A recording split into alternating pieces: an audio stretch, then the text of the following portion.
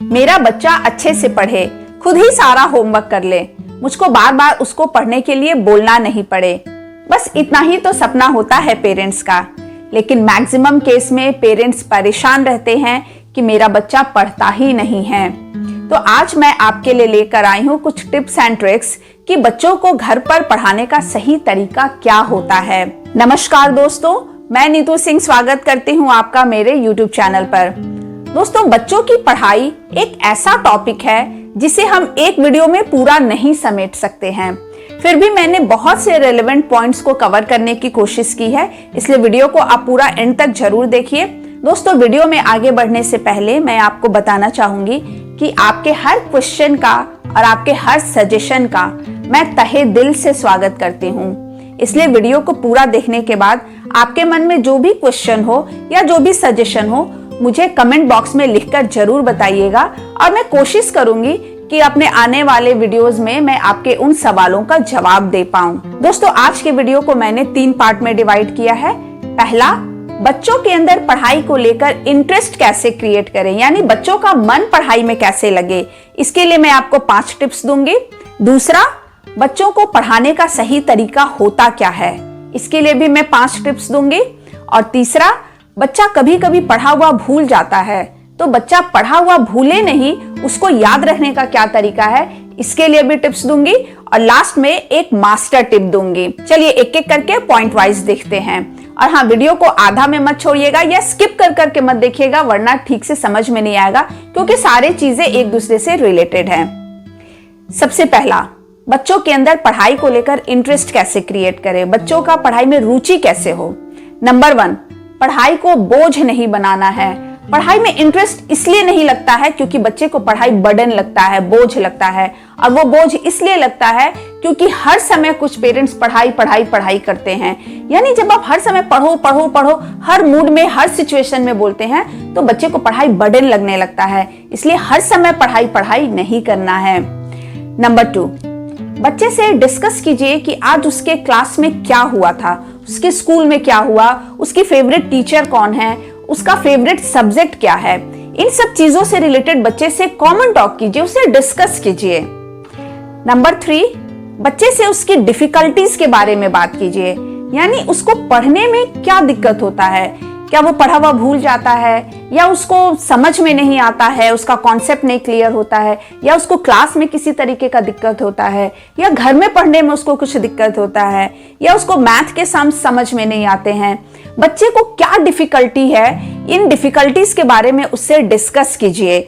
बच्चा जितना ओपन होगा, जितना आपसे खुलकर बात करेगा, उतना उसका पढ़ाई में रुचि बढ़ेगा। नंबर 4, बच्चे के लिए जब भी आप कुछ स्टडी सप्लाईज लेने जाते हैं, यानी उसका स्टेशनरी का सामान या उसके लिए स्टडी टेबल या स्टडी लैंप, कुछ भी जब आप लेने जाते हैं, तो उसमें बच्चे के इंटरेस्ट का ध्यान रखिए। हो सके तो बच्चे को भी लेकर जाइए, उसकी रुचि का ही, उसकी पसंद का ध्यान रखिए, इससे भी बच्चे में इंटरेस्ट बढ़ता है। 5वां, मोस्ट इंपॉर्टेंट, बच्चों को इंस्पिरेशनल स्टोरीज सुनाइए, रियल लाइफ स्टोरीज सुनाइए। जैसे Albert Einstein, Swami Vivekananda, APJ Abdul Kalam, इन लोगों के संघर्ष, इनकी पढ़ाई और इनके अचीवमेंट्स की कहानी सुनाइए। रियल लाइफ की जो स्टोरीज होती है ना, मोटिवेशनल स्टोरीज, वो बच्चों को बहुत इंस्पायर्ड करती हैं। तो बच्चों को इंस्पिरेशनल स्टोरीज के माध्यम से आप टाइम टू टाइम समझाने की कोशिश करते रहिए। डियर पेरेंट्स, ये तो बात हो गई बच्चों में पढ़ाई को लेकर इंटरेस्ट कैसे क्रिएट करें। अब चलिए फटाफट देखते हैं कि पढ़ाने का सही तरीका क्या होता है। Number 1, develop book reading habit. बच्चों में किताब पढ़ने की आदत को शुरू से डेवलप कीजिए। कई बार क्या होता है कि बच्चे को डायरेक्ट क्वेश्चन आंसर याद करवाने लगते हैं, इससे बच्चे का कॉन्सेप्ट क्लियर नहीं होता है। एक तो बच्चे को याद करने में डिफिकल्टी होगा, या फिर अगर बच्चा याद कर भी लेता है तो बहुत चांसेस हैं कि बच्चा उसको भूल जाएगा। इसलिए पहले बुक रीडिंग करवाइए, उसके बाद बच्चे को क्वेश्चन आंसर याद करवाइए, तो बच्चे का कॉन्सेप्ट क्लियर होगा। मेक श्योर कि बच्चा डेली अपना होमवर्क कंप्लीट कर ले, होमवर्क को पेंडिंग नहीं छोड़े, और हर दिन 20 से 30 मिनट किसी भी सब्जेक्ट का बुक रीड जरूर करें। और हर दिन मैथ के थोड़े से सम्स जरूर सॉल्व करें, क्योंकि मैथ ब्रेन को एक्टिव करता है। Number 2, set small goals. बच्चों को छोटे छोटे स्टडी टारगेट्स लेना सिखाइए। उनको बताइए कि जब हम छोटे छोटे टारगेट को अचीव करते हैं तभी एक बड़ा टारगेट अचीव होता है।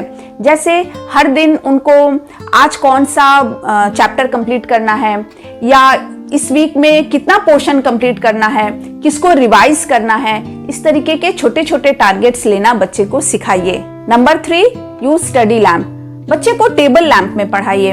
टेबल लैम्प का अपना एक फायदा है कि ये बच्चे को डिस्ट्रैक्शन से बचाता है। बच्चा ज्यादा देर तक स्टडी पे फोकस रहता है, ज्यादा कंसंट्रेशन होता है और इधर उधर उसका ध्यान नहीं भटकता है। Number 4, fix time and fixed place. बच्चे को हर दिन एक फिक्स टाइम पर पढ़ाइए। ये बहुत इफेक्टिव होता है, स्पेशली छोटे बच्चों के केस में। उनके अंदर ना धीरे धीरे उनका एक हैबिट, एक रूटीन बनने लगता है। इसलिए पढ़ने का एक टाइम बिल्कुल फिक्स्ड होना चाहिए और ये टाइम आप बच्चे को ही चूज करने दीजिए। इससे बच्चे का इंटरेस्ट बढ़ेगा। और साथ ही पढ़ने का एक फिक्स्ड स्पेस होना चाहिए। जो जगह है पढ़ने के लिए वो शांत और बच्चे के लिए कंफर्टेबल हो, और मेक श्योर कि उसके सारे स्टेशनरीज और सारे स्टडी सप्लाईज उसके पास में हो, ताकि बच्चे को बार बार उठकर भागने का बहाना ना मिले। नंबर 5, बच्चों को डिस्ट्रैक्शन से दूर रखिए। मेक श्योर कि जब बच्चा पढ़ने बैठता है और जहां पढ़ने बैठता है वहां टीवी और मोबाइल या किसी तरीके के स्क्रीन का इस्तेमाल नहीं हो। बहुत से पेरेंट्स होते हैं जो खुद बैठ के बच्चे के सामने रील्स देखते रहते हैं और बच्चे को पढ़ो पढ़ो पढ़ो बोलते रहते हैं। इससे बच्चा पढ़ नहीं पाता है, बच्चा डिस्ट्रैक्ट होता है। इसलिए बच्चे को पढ़ाई के समय डिस्ट्रैक्शन से बचाना है और ध्यान रखना है कि टीवी मोबाइल के यूज के अलावा वहां बैठकर गॉसिप भी नहीं करना है। दोस्तों, कुछ बच्चे ऐसे भी होते हैं जो पढ़ा हुआ बार बार भूल जाते हैं, तो वैसे बच्चों को बार बार रिवाइज कराने की जरूरत होती है। देखिए, रिवीजन का कोई ऑल्टरनेट नहीं है। इसका एकमात्र उपाय यही है, बच्चा जितनी बार भूलेगा उतनी बार आपको उसको रिवाइज ही करवाना है।